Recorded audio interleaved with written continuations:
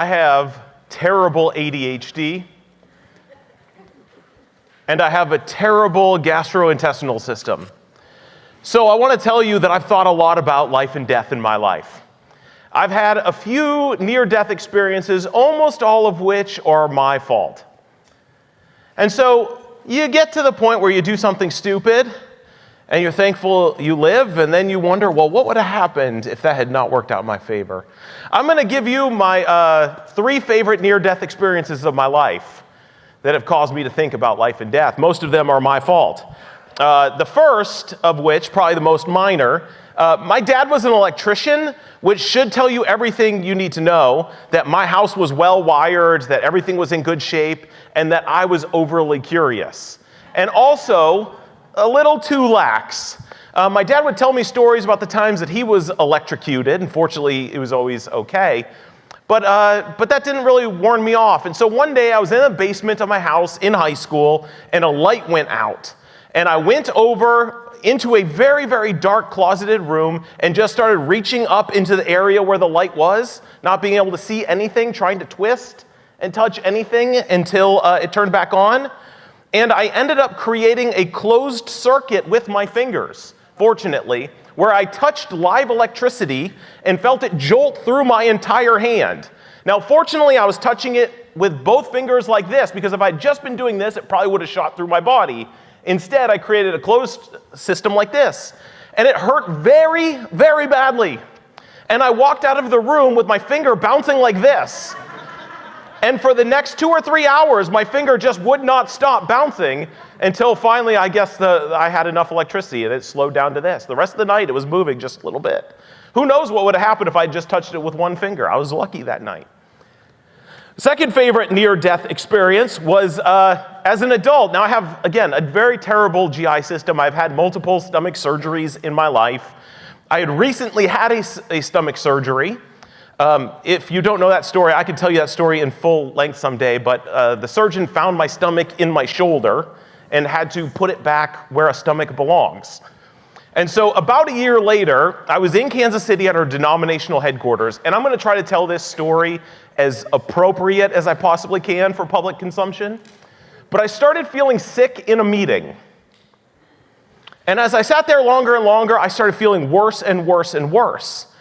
And I started thinking, what am I going to do? How am I going to take care of myself? How am I going to feel okay? And I had this, do you not, like, I've read this before, that, like, your conscience, like the voice in your head, is the voice of your mother. Have you heard that before? My mother has a lot to say in my head still, good and bad. And it occurred to me that my mom always said when I felt sick, I should go sit on the toilet. And I was getting desperate, so I thought, well, that's what I'll go try. And so I went to the bathroom, and all of a sudden, I felt like I was going to die.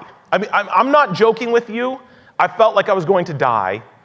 And all I could think about, because I couldn't think of how am I going to be better, all I could think is, someone is going to find me dead on a toilet in my church's headquarters. This is so embarrassing. So I felt like I had like 2% life left, and I used that just to get out of the bathroom. And I started using the wall to climb down the hallway to get back to the meeting that I was in. And when I got back into that meeting, this is what I was greeted with. What is wrong with you? You're green. Whoa. I was like, okay, I thought I was feeling bad, but that's pretty bad. Well, it turns out I had a bleeding ulcer. Yeah, crazy, right? Fortunately, that doesn't cause you to die like I thought I was going to. But again, you get to thinking, I'm about to die, and you start thinking about life and death and what matters. The closest I've actually really come to death in my life was in high school, driving through rural Wisconsin with, I cannot stress this enough, the biggest idiot that I knew driving. Riding around with the biggest idiot you know in high school is not a good plan. You hear that, teens? The biggest idiot you know, don't let him or her drive. So we're driving through, it is like 10 o'clock at night, pitch dark, there are no street lights. This is rural. Like we have passed the banjos and we are just among the cows. And we see train tracks in front of us, and one of my other idiot friends in the back seat says, "Why don't you try to jump those train tracks?" And so my idiot friend puts the gas. We do not know where we are. No clue. No one's ever been on this street before. It's barely a road. My idiot friend hits the gas, and we hit that train tracks, and we fly up into the air. We are airborne like the Dukes of Hazzard. And as we hit our peak and start dropping, the headlights go towards the ground, and it hits a sign with an arrow pointing this way. There was no road on the other side of those train tracks. And so my idiot friend hit the ground and immediately turned the wheel, and we started spinning. I was in the passenger seat, and I looked out at one point, and I was horizontal with the ground. And somehow, after spinning about 8 times, we came to stop in the middle of the road, and I'm still to this day shocked that we all survived that. Closest I've ever come to death. I did, however, I don't know how close but I felt like I was going to die this week. This week, I almost did something that caused me to die. This is a marriage story. I have recently found out that my wife, Charisse, who I want you to know I love with all my heart, I have found out that it drives her crazy when you touch her ear. And this brings me so much joy. She just loses it. And I can't really explain to you how the male brain works, but it's not always really smart. And so we're laying in bed. She always falls asleep before me every single night. And normally there's some audio evidence that she's asleep. And she's laying on her pillow trying to fall asleep, and her ear is just absolutely exposed to the world. So I just reached over there and touched it. She flew off the bed, screaming at me, telling me that she was asleep, and now she's wide awake. And I thought I was going to die. I thought it was over. I've never seen her this mad before. Anyways, near-death experiences cause you to think. They make you wonder. They make you wonder what's on the other side of this. Death can come at any moment. Now, I can make jokes about near-death experiences, but death is real. It comes in the form of long illnesses. It comes in the form of an immediate and unwelcome guest. Death is cruel, and we so desperately want to make meaning and to have hope in the face of death. And so today, I want to ask the question, what happens when we die? For any of us who have had any sort of experience with death, either someone close to us, someone that we love deeply, or ourselves have come with a brush up against death, you've probably thought about this before, and you've wondered. Now, I'm hoping to have some answers today, but there are some things that we don't know for sure, that can't be answered. And what happens immediately when you die is one of those things. I have some ideas, some concepts, but no one really knows for sure immediately what happens to you. You may notice that every few years there's a new book that's published about someone who died that tells you about the experience they had when they died. Usually it's something like 15 Minutes of Heaven, or When I Saw God, or something like this, right? And they're these beautiful stories, and they're almost always like I felt this immediate, incredible burst of love, of light, of peace that I'd never known and couldn't even begin to describe or imagine. I've also noticed that recently there have been some books that have come out that are a little new. They're more like, yeah, I saw hell. I was dead, and it was awful. And they serve as some sort of a warning for people as well. Get right with God so you don't experience what I even had 10 minutes experiencing of. It was awful. And so there are these experiences that say something immediate happens. But the Bible is, to some degree, it's vague. And to some degree, there seems to be some conflicting of the story.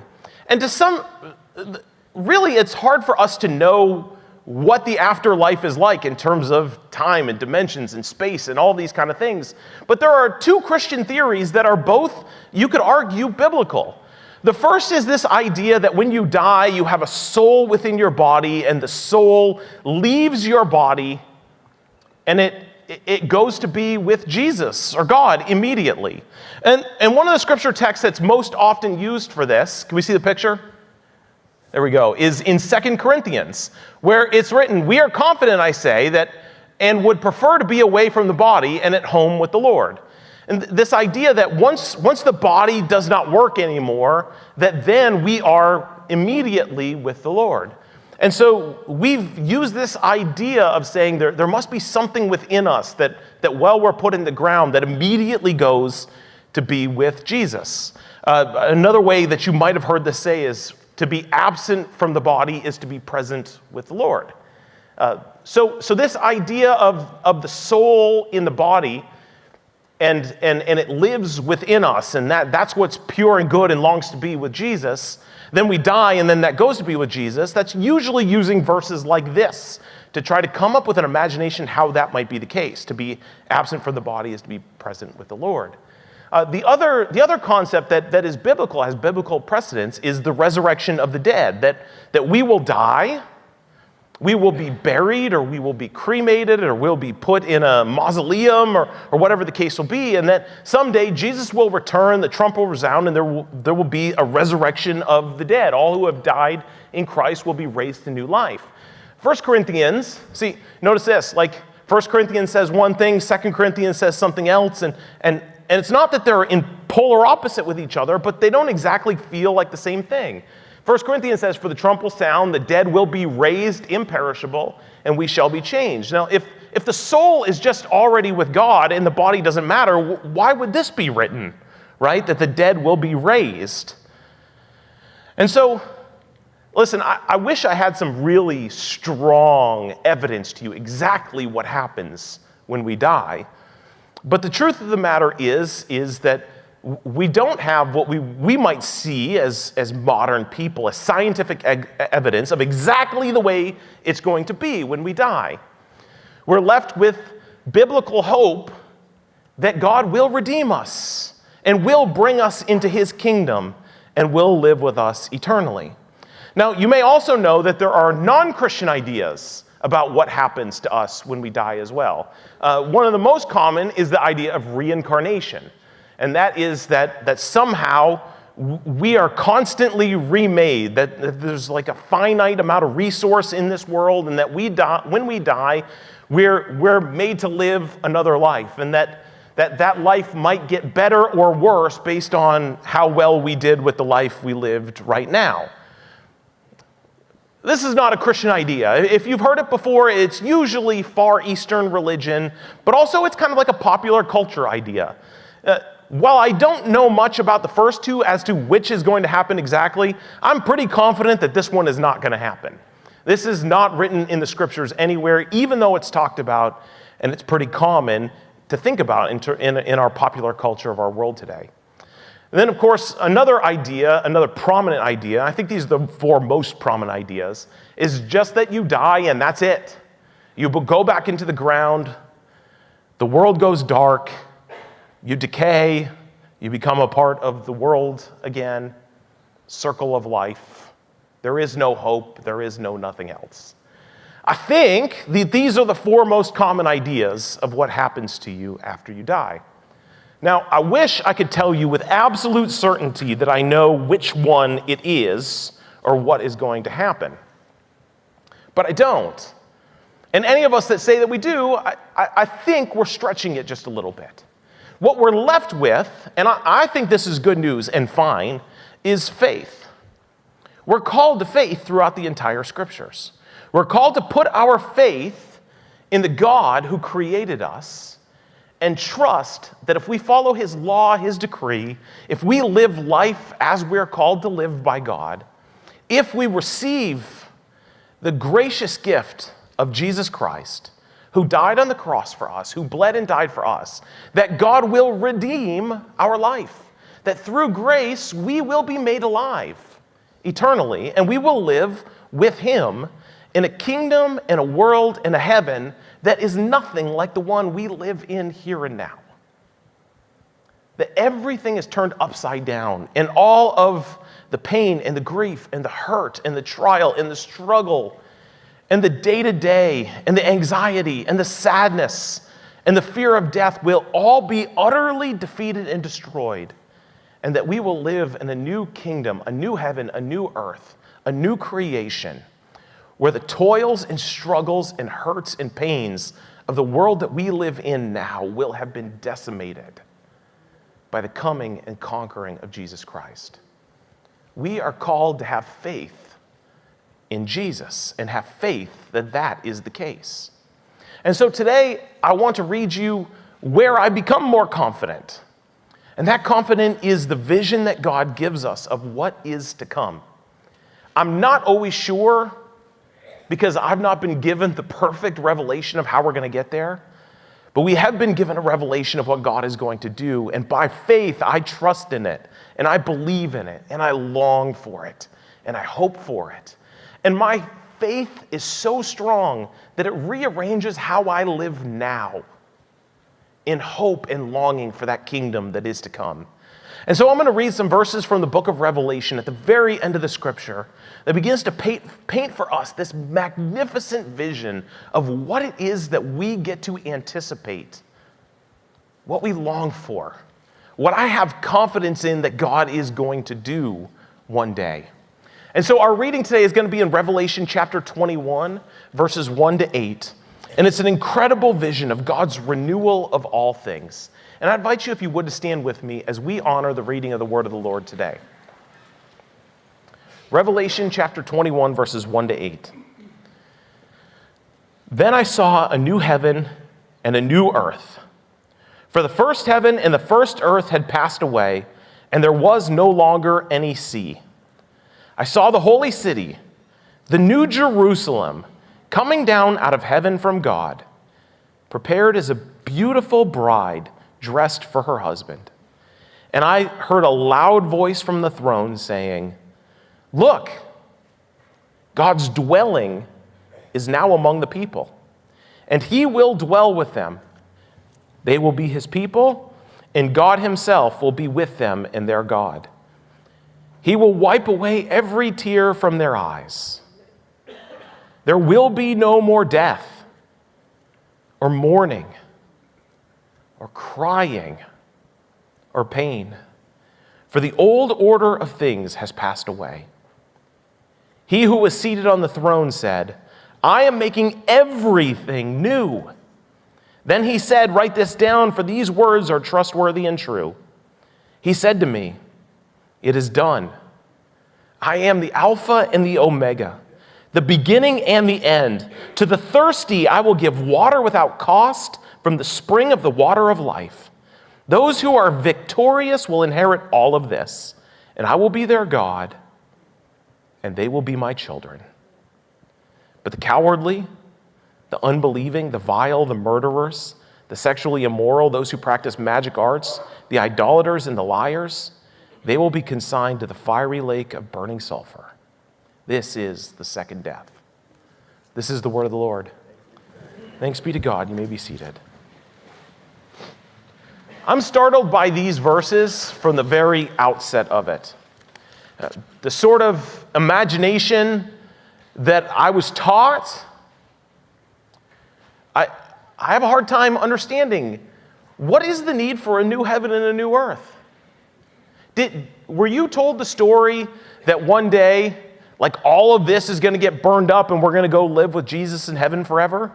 Did you ever get told that story as a kid? I heard that as a kid. Don't worry about all this. All this is so fallen. This is so far gone. This is so sinful that it's going to just be destroyed and we're going to go live with Jesus and we will live in his heaven forever. But Revelation 21 has this completely different vision that I find compelling, but also still to this day startling. Why do we need a new heaven and a new earth? Specifically, I mean, I can get behind a new earth, trust me. I've watched the news this week. What do we need a new heaven for? What's that all about? It seems like if there is a heaven, and I think there is, that should be fine. It should be ready to go. It should be better than all of this. And yet we're given this vision of which God makes everything new. Heaven and earth come together, and there is an utterly complete new creation. And it looks like a wedding, a coming together of a city that is a bride, and a heaven, and a God, and a Jesus who is the groom. And there is this marriage of that which is both in heaven and on earth. All things are made new.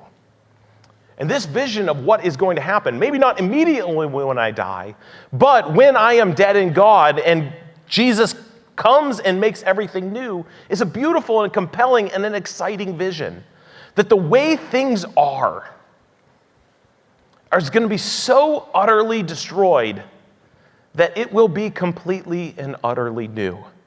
And so Revelation starts going through a list of things, telling us that the old order of things has passed away, and begins to describe all of these things that hurt and sting like enemy will all be defeated. That what we look forward to after we die, after we're gone, when Jesus returns, is something that is completely and utterly different than the brokenness and the fallenness of this world. We anticipate something after death that looks nothing like the brokenness that we live in right now. And Revelation begins to list things that there won't be any of when heaven and earth meet, when Jesus returns, when God has won his final victory. First and foremost, there will be no sin. Now, I think we have a problem. I think we have been conditioned to think of sin as a lot of really cool things that God won't let us do. This is a problematic definition of sin, to say the least. God is not trying to test us, to keep us away from cool things that are fun and interesting, and why don't I get to just dip my toes in it? This is a poor definition of sin. Sin is what creates death. We talked about that a few weeks ago. Sin isn't just harmless fun, but often it's something that breaks relationships. Sin is often something that damages future relationships. Sin is often something that isolates us and makes us lonely. Sin is often something that hurts our ability to have functional relationships with each other. Sin is not something that we should just dip our toes in when we're young and try and then give up someday. Sin is dangerous, and it can get a hold of us in such a way that it wrecks us and makes our life difficult and makes us as individuals difficult. God is not just testing us by saying, hey, here's a little bit of fun. You want to? No, don't do it. You shouldn't do it. And so often that's what we think of sin as, that we just wish we could dip our toes in it and experience a little bit of it and then move on and be a better person. But many times people dip their toes into sin and what they come out with is addiction. A lot of times people dip their toes into sin and what they end up finding is that later in life it comes back to get them. That it's altered their mindset, their relationship ability. There will be no sin when heaven meets earth and we spend eternity with God. There will be no more temptation. There will be nothing to break us anymore. Sin will be defeated. But it goes on as well. There will be no more death. I hope I've shown this month that the Bible speaks over and over about death, and it never speaks about it glowingly. Ever. Death is never a tool that God uses in order to make his heaven more complete. Death is never a tool that God uses in order to test us. Every single time that death happens, it's bad. It's the enemy. God does not see us die and celebrate. God sees us die and he draws near to those who mourn. Death, we're told over and over and over, is the final enemy that God will defeat. And there are many people in this room right now that have been touched by death. Someone that did not deserve to die, whose time came all too soon. Someone in our life that we could think of died. and not one good thing came out of it. Death is bad. Death is the enemy. And here we anticipate a world that is to come, an eternity with Jesus, where that cursed thing will never bother us again. We will not live in fear of it, and we will not live under the consequences of it. In God's kingdom, death dies. Life wins. But John goes on in Revelation. There will be no tears, no mourning, no crying, no pain. My mom, I talk about her a lot. She's probably the most formational person in my life, right? My mom grew up in an abusive household and had chronic pain as an adult. She lived for 62 years, and almost every one of those years was difficult. So when she would read verses like this, she would long for an eternity with Jesus, because she could barely imagine a day where there weren't tears or mourning or crying or pain. At least one of those boogers would get her every single day. You may feel the same. You may have chronic pain. You may be mourning something unfortunate that's happened to you. You may be a victim of some sort of an assault. You may be a victim of some sort of crime. You may be a victim of some sort of unplanned death and mourning that's come into your life. You feel this pain intensely.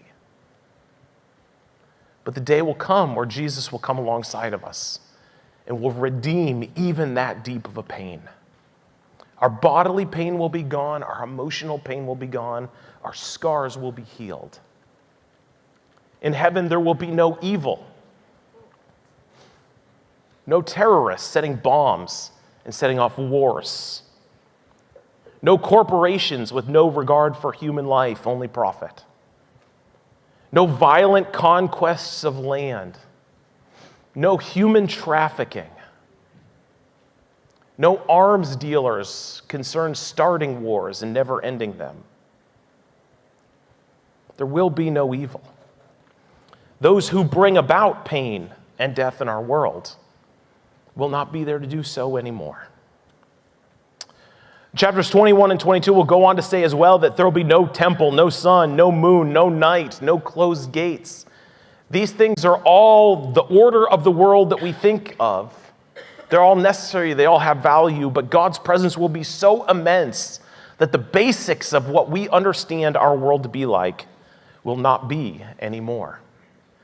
But also, you may have noticed at the end of our text, there's another list of there will be no's, and they might be a little bit scarier to us. They might be a little bit more convicting to us, because it's often easy for us to say, well, I'm not evil, I'm a good person. But then it starts hitting close to home as to some of the things that we might just be. You see, at the very end of the text that we read today, we're told also in heaven, in God's new creation, there will also be no cowardly, no unbelieving, no vile, no murderers, no sexually immoral, no magic artists, no idolaters, no liars.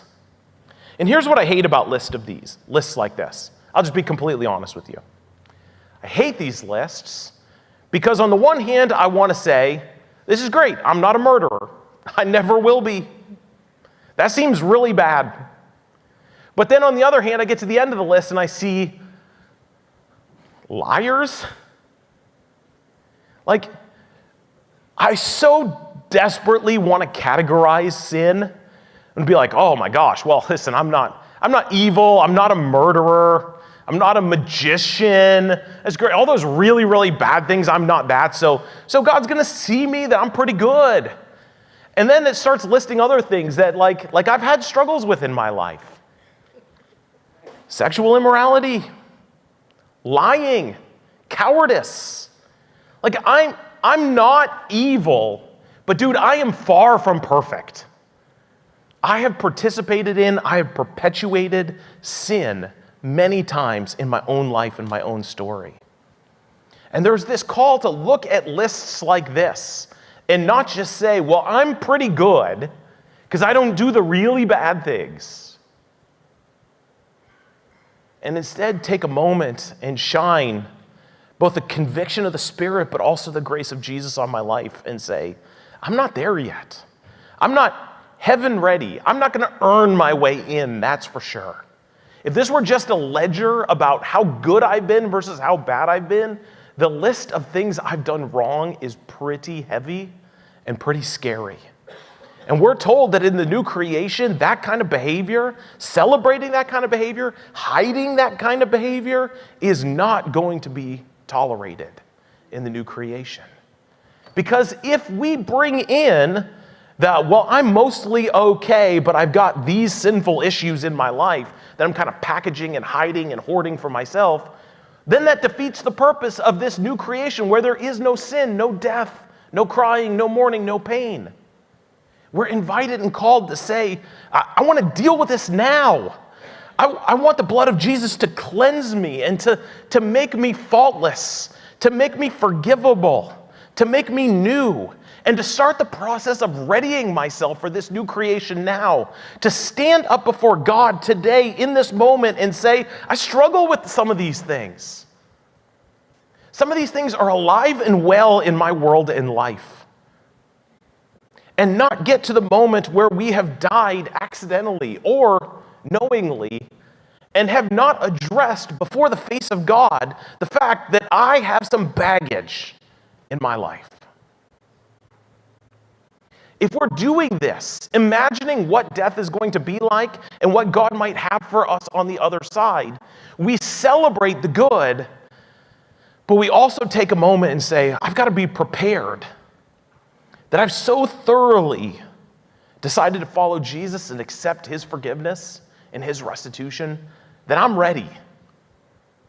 That when I get there and see God face to face, I'm going to own up to who I've been and what I've done, but then plead the very blood of Jesus, which was shed for me, to say, I received it, accepted it, and chose to follow Jesus with my life.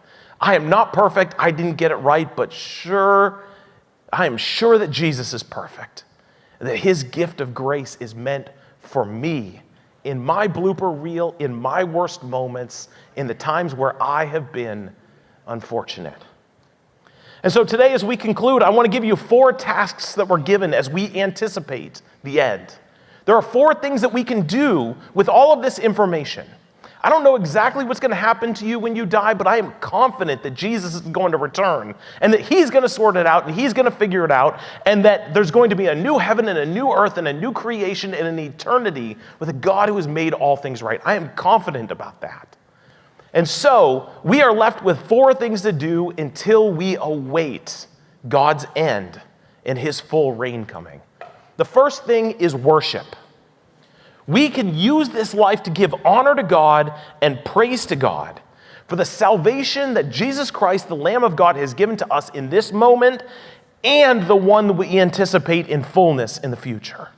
Our life can be lived to worship.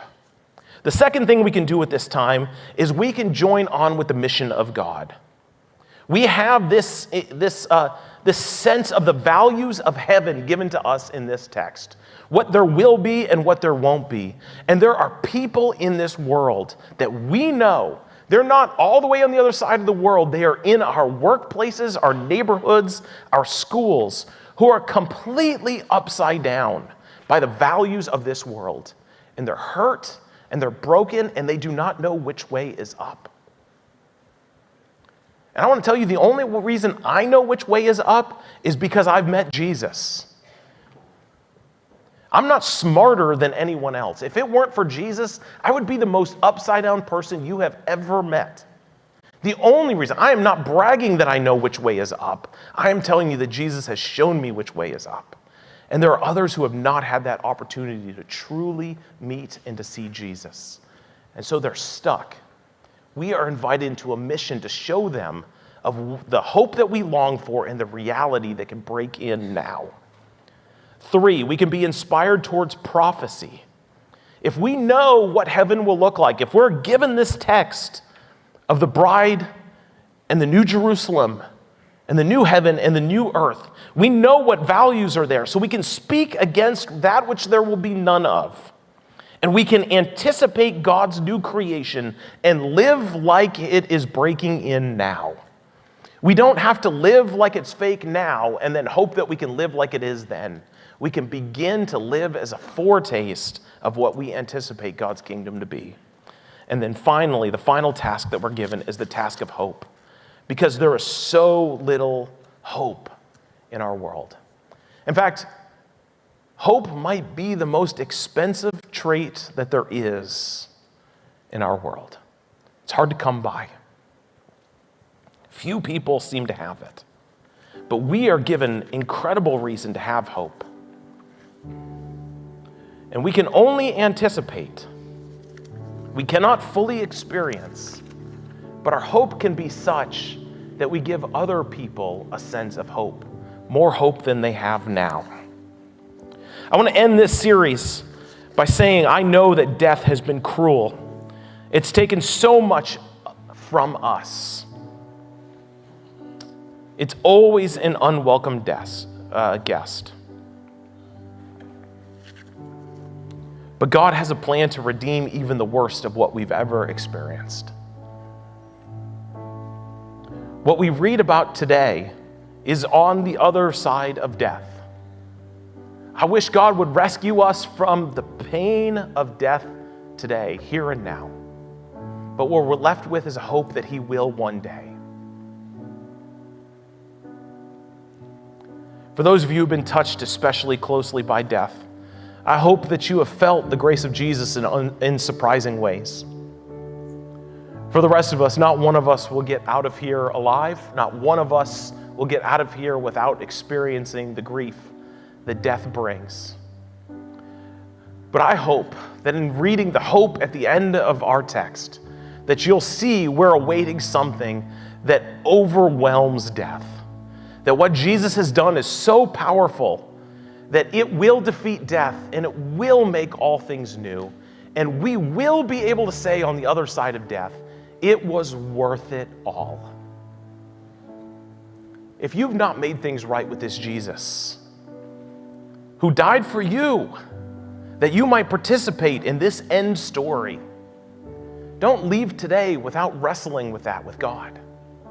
There is enough grace to go around for all of us. There is enough blood that Jesus shed for each and every one of us to be forgiven and for death to not be the final word of our story. The altar will be open as we sing this final song, and if you need to wrestle with God, I invite you to come and pray and to do so. And to find that there is enough grace for you, that your ledger can be wiped clean, and this story of a new heaven and new earth, and living eternally with a God who defeats death, can be your story. Would you stand with me as we close out this service singing?